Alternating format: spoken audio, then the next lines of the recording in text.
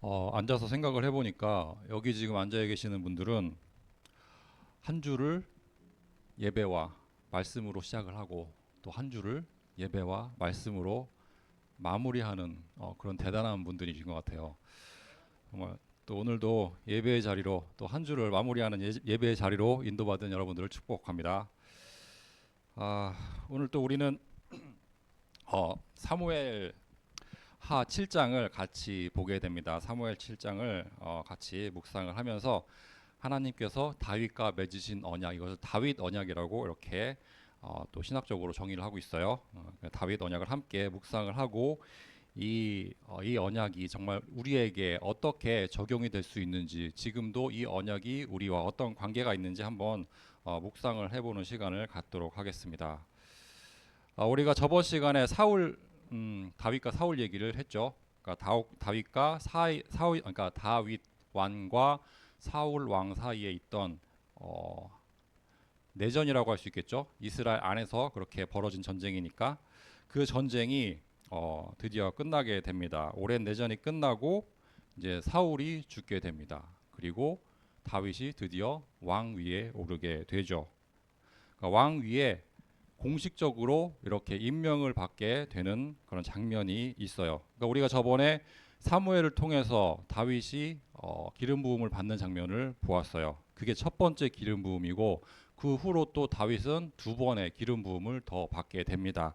그래서 그것을 또 간단하게 한번 살펴보겠습니다. 먼저 사무엘상 16장에 보면 13절에 사무엘에게 기름 부음을 받는 그런 모습이 나오죠. 그러니까 사무엘이 기름 불병을 가져다가 그의 형제 중에서 그에게 부었더니 이날 이후로 다윗이 여호와의 영에게 크게 감동되니라. 사무엘이 떠나서 라마로 가니라. 이게 첫 번째 기름 부음을 받는 장면이고요. 두 번째 이제 기름 부음을 받을 때는 유다 지파들에 의해서 기름 부음을 받게 됩니다. 사무엘하 2장 4절에 보면 그 장면이 나옵니다. 사무엘하 2장 4절입니다. 제가 읽어드리겠습니다. 유다 사람들이 와서 거기서 다윗에게 기름을 부어 유다 족속이 왕으로 삼았더라. 그래서 이제 처음에는 사무엘에게 기름 부음을 받고 그다음에 두 번째로 유다 지파에게 기름 부음을 받게 됩니다. 그다음에 이제 세 번째로 이스라엘 전체 지파에게 그 기름 부음을 받게 되는 장면이 나와요. 사무엘하 5장에 나옵니다. 5장 3절에 이렇게 말씀을 하고 있어요. 이에 이스라엘 모든 장로가 헤브론에 이르러 왕에게 나오매 다윗 왕이 헤브론에서 여호와 앞에 그들과 언약을 맺음에 그들이 다윗에게 기름을 부어 이스라엘 왕으로 삼으니라. 자, 이렇게 다윗 왕이 공식적으로 이스라엘 왕국 전체의 왕으로 세워집니다. 이렇게 왕으로 세워진 다윗에게 하나님은 모든 전쟁에서 다 승리를 하게 해 주십니다. 그래서 사방에서 평안을 얻게 되죠. 이스라엘을 대적할 수 있는 그런 민족이 없습니다. 자, 다윗은 예루살렘을 수도로 삼고 언약궤를 그 예루살렘으로 옮기게 됩니다. 그리고 이스라엘의 예배의 중심이 되게 하죠. 자, 그리고 사무엘상 우리가 이제 7장부터 한 장을 위주로 해서 이제 볼 건데 1절부터 우리가 같이 한번 보도록 하겠습니다. 사무엘하 7장은 하나님이 다윗과 맺으신 다윗 언약의 그 내용을 기록을 하고 있습니다. 정말 중요한 내용이고요. 우리가 언약하고 있는데 창세기 3장 15절에서 시작된 언약이 예수 그리스도를 통해서 완성되기까지 그 과정이 성경에 기록이 되어 있고요. 그 중에서도 지금 사무엘하 7장에 기록되어 있는 다윗 언약은 정말 중요한 그런 말씀입니다. 그래서 1절부터 우리가 같이 한번 읽어보겠습니다. 1절하고 2절 같이 읽어보겠습니다.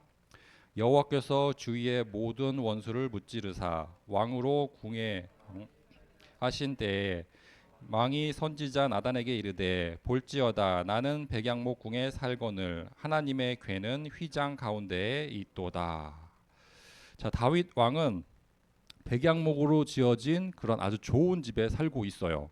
하지만 하나님의 언약궤는 성막 안에 그렇게 휘장 안에 모셔져 있습니다. 그래서 이 모습을 보고 다윗이 안타까운 마음이 생기게 되죠. 그래서 여호와를 위한 집을 짓겠다고, 여호와를 위한 집, 성전을 짓겠다고 이렇게 다짐을 하게 됩니다. 그런데 하나님은 이렇게 여호와를 위해서 집을 짓겠다고 다짐을 했던 다윗의 그런 결정을 그렇게 기쁘게 받아주시지 않았어요. 허락하지 않으셨죠. 그래서 나단 선지자를 통해서 다윗에게 말씀을 하십니다.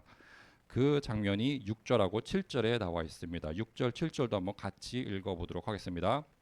내가 이스라엘 자손을 애굽에게 인도하여 내던 날부터 오늘까지 집에 살지 아니하고 장막과 성막 안에서 지냈나니 이스라엘 자손과 더불어 다니는 모든 곳에서 내가 내 백성 이스라엘을 먹이라고 명령한 이스라엘 어느 지파들 가운데 하나에게 내가 말하기를 너희가 어찌하여 나를 위하여 백양목 집을 건축하지 아니하였느냐고 말하였느냐. 자, 그러니까 이걸 보면은 하나님이 성막에 계시든 성전에 계시든 어디서 계시든 하늘 보좌 위에 앉아 계시는 것만 하지 못해요. 당연하겠죠.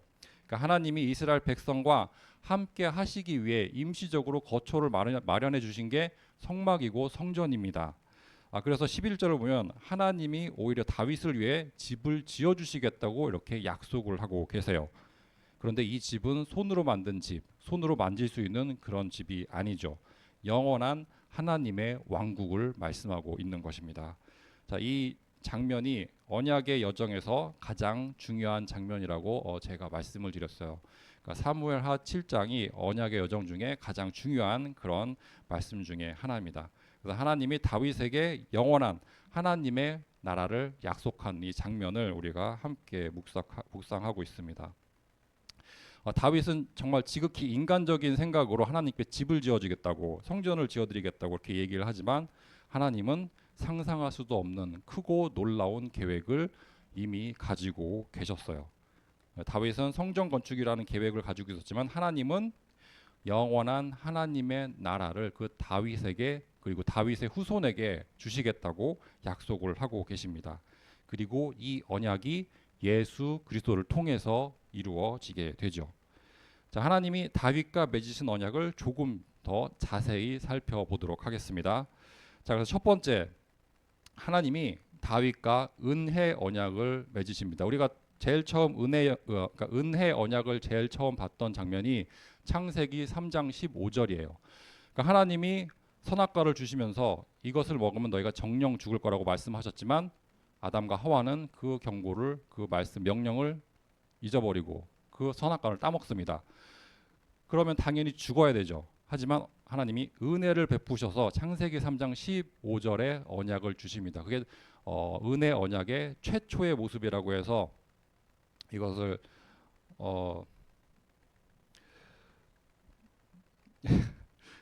한글로 생각이 안 나는데 네, 최초의 언약이라고 그렇게 부릅니다. 나중에 생각나면 제가 말씀드리도록 하겠습니다. 프로토 에반겔리온이라고 예, 원시적인 언약이죠. 원시 언약이라고 합니다. 그러니까 언약의 원시적인 형태가 돼요. 그래서 창세기 3장 15절에서 주셨던 그 은혜 언약이 지금 저희가 보고 있는 사무엘하 7장에서 이렇게 거의 완벽한 모습으로 이렇게 다시 이렇게 설명이 되어 있습니다. 그래서 7장 12절과 13절 우리가 함께 읽어보도록 하겠습니다.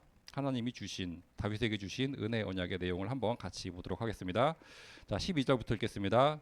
내 수완이 차서 내 조상들과 함께 누울 때 내가 내 몸에서 날 내 씨를 내 뒤에 세워 그의 나라를 견고하게 하리라.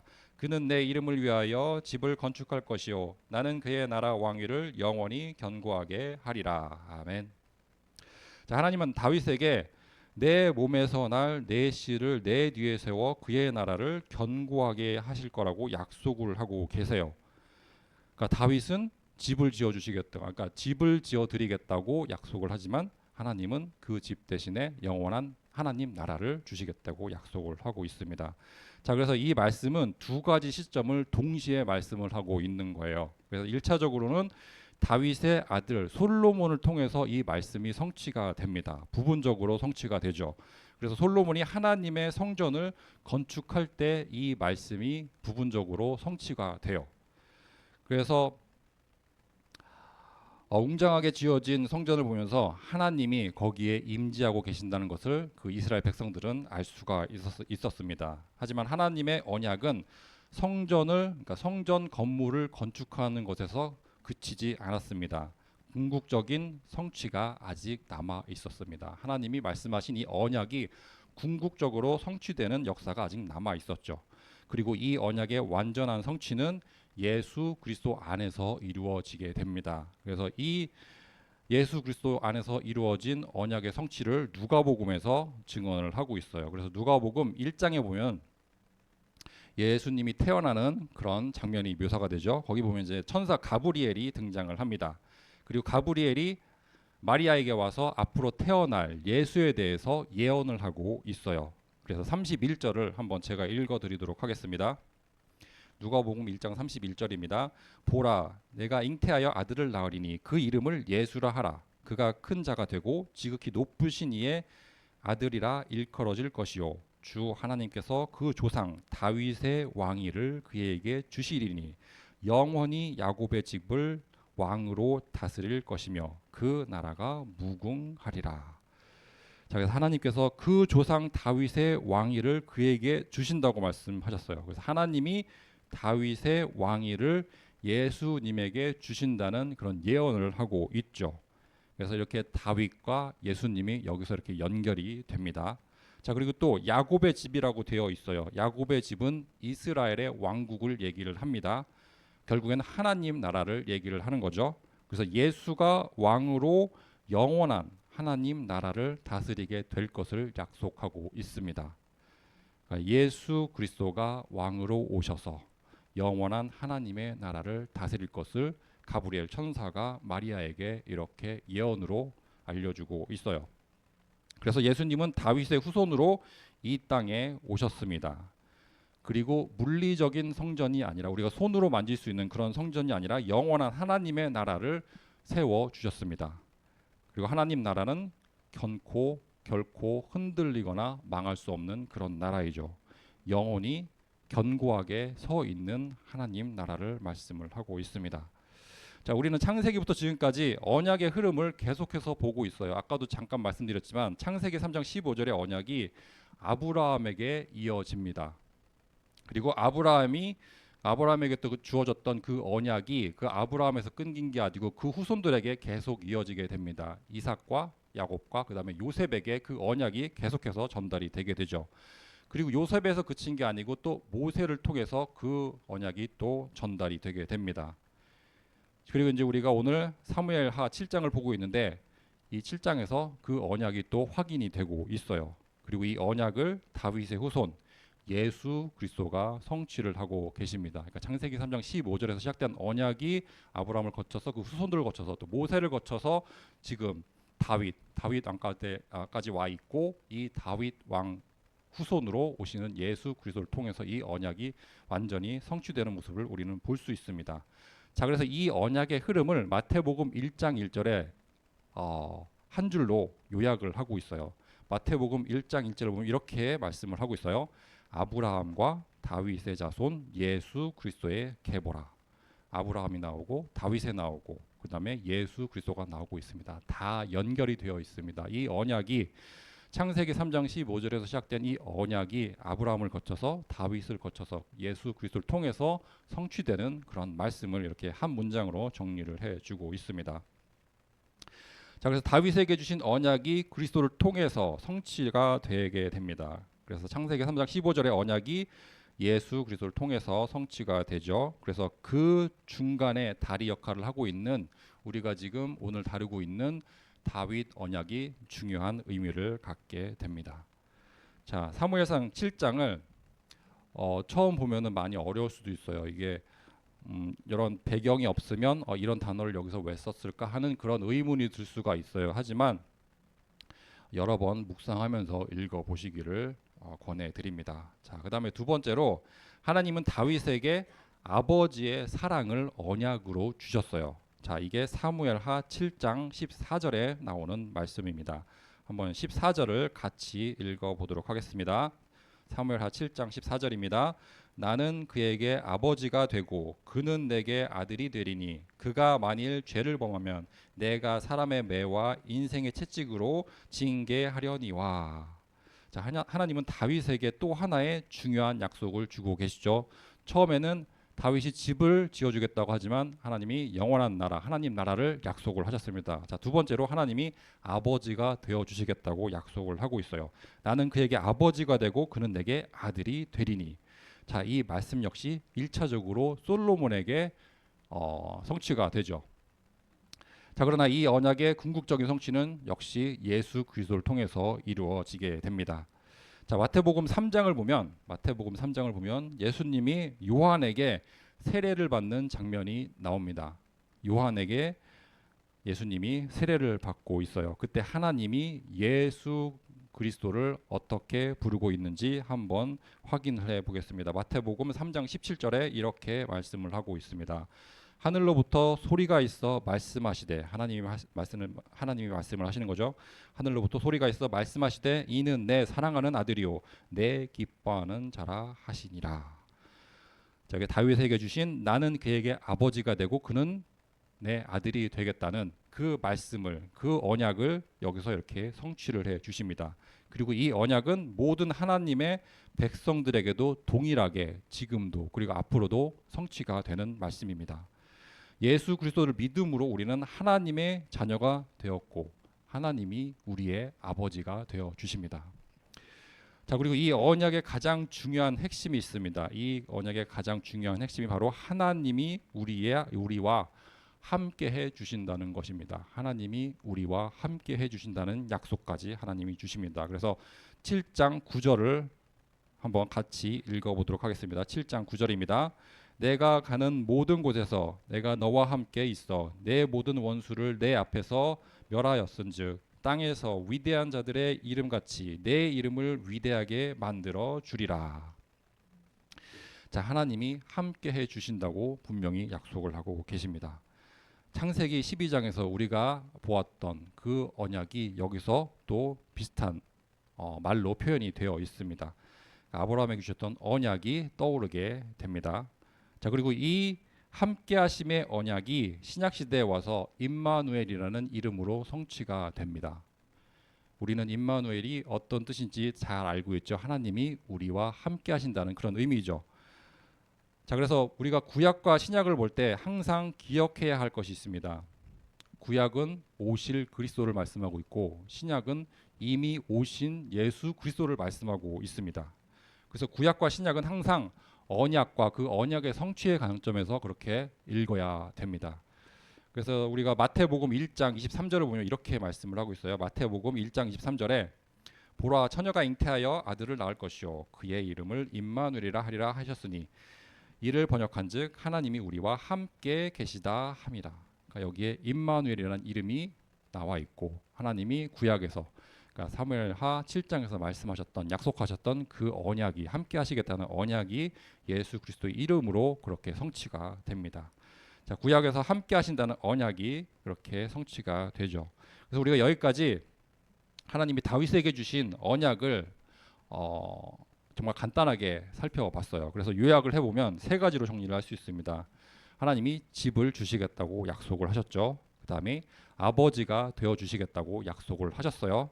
그리고 또 함께 하시겠다고 약속을 해 주셨습니다. 그래서 영원한 하나님의 나라를 하나님이 언약으로 주셨습니다. 하나님의 나라를 이루어 주시겠다고. 그 다음에 두 번째로 우리의 아버지가 되어 주시겠다고 하나님이 언약을 하셨어요. 그리고 또 마지막으로 이 아버지가 영원히 우리와 함께 임마누엘 해 주시겠다고 약속을 하셨습니다. 자, 이 세 가지가 예수 그리스도 한 분을 통해서 완벽하게 성취가 됩니다. 자, 마지막으로 예수 그리스도 안에서 이루어진 다윗 언약의 성취에 대해서 우리가 묵상을 같이 해보도록 하겠습니다. 자, 예수 그리스도는 참된 성전으로 그리고 영원한 왕으로 이 땅에 오셨습니다. 참된 성전 그리고 영원한 왕으로 이 땅에 오셨어요. 다윗에게 주셨던 하나님 나라와 왕위를 성취해 주신 것입니다. 자, 그래서 요한복음 2장 19절에서 예수님이 이렇게 말씀을 하고 있습니다. 예수께서 대답하여 이르시되 너희가 이 성전을 헐라 내가 사흘 동안에 일으키리라. 그러니까 이 말을 듣고 있던 사람들은 이 성전이라는 것이 물리적인 성전인 그러니까 건축물로 이렇게 생각을 이해를 하게 됩니다. 하지만 예수님은 자신의 몸을 가리켜서 하신 말씀이죠. 그러니까 예수님의 죽으심과 사흘 만에 부활하심을 통해서 참된 성전이 세워질 것이라는 것을 지금 말씀을 하고 있는 것입니다. 그래서 이제 하나님이 거하시는 성전은 더 이상 예루살렘에 있지가 않습니다. 유대인들은 아직도 구약을 붙잡고 살고 있죠. 그래서 구약이 아직 성취되지 않았다고 굳게 믿고 있기 때문에 이스라엘 백성들은 아직도 예루살렘을 떠나지 못하고 있습니다. 아직까지 자기들이 기준 삼고 있는 그 메시아의 기준에 지금 딱 맞는 사람이 이 세상에 나타나지가 않았어요. 우리가 봤을 때 2000년 전에 그 메시아, 그 그리스도가 이 땅에 오셨고 그 모든 언약을 성취했는데 아직 유대인들에게는 자기들이 기다리고 있는 메시아가 오지 않았어요. 그래서 그 땅을 떠나지 못하고 있고 계속 예루살렘에 머물러 있게 됩니다. 자, 에베소서 2장 20절에 이렇게 말씀을 하고 있죠. 에베소서 2장 20절에 보면 너희는 사도들과 선지자들의 터 위에 세우심을 입은 자라. 그리스도 예수께서 친히 모퉁이 돌이 되셨느니라. 자, 이제 하나님이 거하시는 성전은 예수 그리스도 안에 있는 교회라고 성경은 분명히 말씀을 하고 있어요. 또 베드로전서 2장 5절에 보면 이렇게 말씀을 하고 있습니다. 너희도 산돌같이 신령한 집으로 세워지고 예수 그리스도로 말미암아 하나님이 기쁘게 받으실 신령한 제사를 드릴 거룩한 제사장이 될지니라. 아멘. 자, 우리 각자는 그리스도 안에 살아있는 돌이라고 성경은 말씀하고 있습니다. 살아있는 돌이래요. 그리고 이 돌로 신령한 집, 영적인 집, 교회가 세워진다고 말씀을 하고 있어요. 그래서 우리의 삶 자체가 하나님이 기쁘시게 받으실 살아있는 제사가 된다고 말씀을 하고 있습니다. 살아있는 제사, 산제사. 그래서 예배가 되죠. 우리의 삶 자체가 하나님께 드려지는 예배가 됩니다. 조금 어려울 수 있지만 지금 언급해드렸던 이 성경 구절을 많이 묵상해 보시기 바랍니다. 지금 우리가 읽고 있는 사무엘하 7장과 또 그와 관련된 성경 구절을 이렇게 묵상해 보시면 하나님이 주시는 지혜가 있고 거기서 또 나오는 능력이 분명히 있을 줄로 믿습니다. 자, 구약 시대에는 제사와 희생 제사를 통해서만 하나님 앞으로 나아갈 수 있었어요. 우리는 죄성이 가득한 거룩하지 못한 존재이기 때문에 거룩한 하나님 앞으로 감히 나아갈 수 없었어요. 그래서 구약 시대에는 제사를 통해서 그리고 그 제물을 드림으로 우리가 깨끗한 죄 사함을 받고 나서 하나님 앞으로 나아갈 수 있었습니다. 그 역할을 제사장들이 했죠. 하지만 이제 우리는 예수 그리스도 안에서 언제든지 담대하게 하나님 앞으로 나아갈 수 있게 되었습니다. 예수님이 우리의 모퉁이 돌이 되어 주셨고 우리 각자가 살아있는 돌이 되어서 우리 모두가 하나의 교회로 그렇게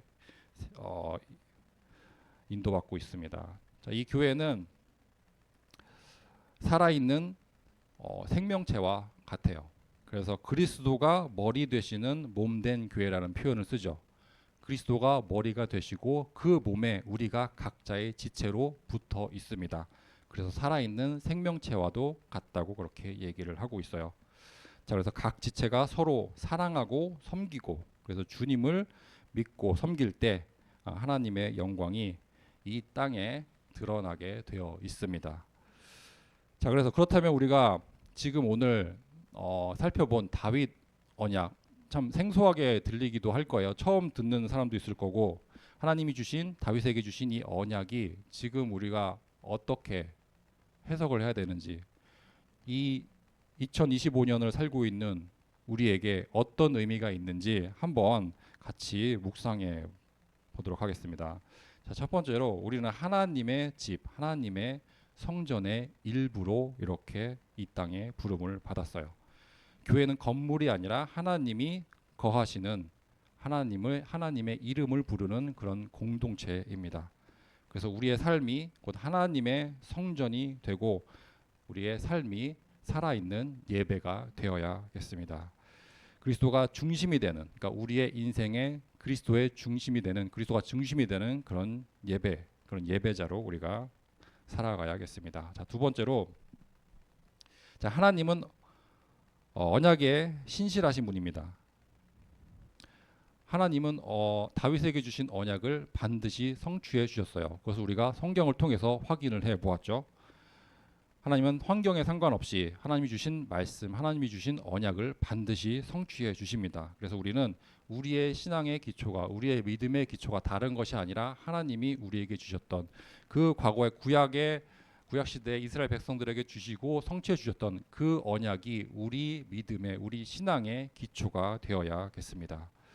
자, 그리고 세 번째로, 우리는 왕의 자녀들입니다. 우리는 왕의 후손들이에요.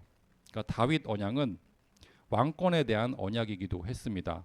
하나님 나라를 이 땅에 이루어 주시고 예수 그리스도를 그 나라의 왕으로 세워 주셨어요.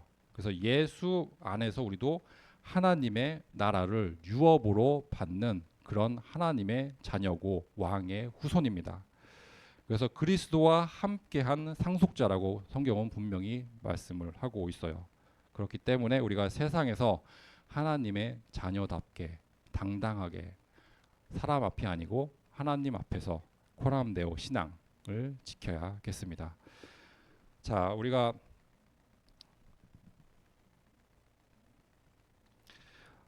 메시지를 마무리하겠습니다. 자, 다윗이 이렇게 하나님의 언약을 받고, 자, 엎드려서 그 앞에 엎드려서 다음과 같이 이렇게 얘기를 합니다. 그 장면이 사무엘하 7장 25절에 나와 있습니다. 25절을 함께 읽어보겠습니다. 여호와 하나님이여, 이제 주의 종과 주의 집에 대하여 말씀하신 것을 영원히 세우시며 말씀하신 대로 행하사. 그러니까 하나님이 말씀하셨으니까 말씀하신 대로 반드시 이루어 달라고 간구를 하고 있어요. 그리고 이제 마지막 절 29절도 있습니다. 29절을 한번 같이 읽어보겠습니다. 이제 청하건대 종의 집에 복을 주사 주 앞에 영원히 있게 하옵소서. 주 여호와께서 말씀하셨사오니 주의 종의 집이 영원히 복을 받게 하옵소서 하니라. 자, 이 복을, 이 다윗이 구했던 이 복을 우리도 구하고 또 받아서 누리기를 축원드리겠습니다. 자, 우리는 연약하지만 하나님은 전지전능하신 분이십니다. 하나님은 모르는 게 없고 할 수 없는 게 없으십니다. 자, 이 전지전능하신 하나님이 우리의 아버지가 되어 주십니다. 그리고 전지전능하신 우리 아버지가 우리를 위해서 일을 하실 거라고 분명히 말씀을 하셨습니다. 또 우리 전지전능하신 우리 아버지가 우리와 세상 끝날까지 함께 하신다고, 임마누엘의 축복을 주신다고 분명히 약속을 하셨습니다. 그래서 하나님께서 다윗에게 주신 언약을 성취하셨다는 것을 우리는 성경을 통해서 확인을 할 수 있었어요. 그래서 그 언약을 우리에게도 동일하게 이루어 주실 줄을 우리가 확신을 갖고 또 언약의 여정으로 인도받기를 축원드리겠습니다. 기도하겠습니다.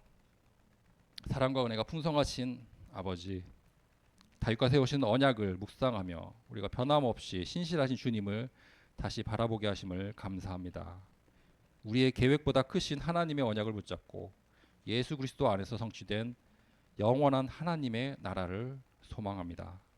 사랑교회 모든 청년들이 언약의 백성으로 임마누엘 하나님과 함께하는 거룩한 성전으로 응답받게 하옵소서.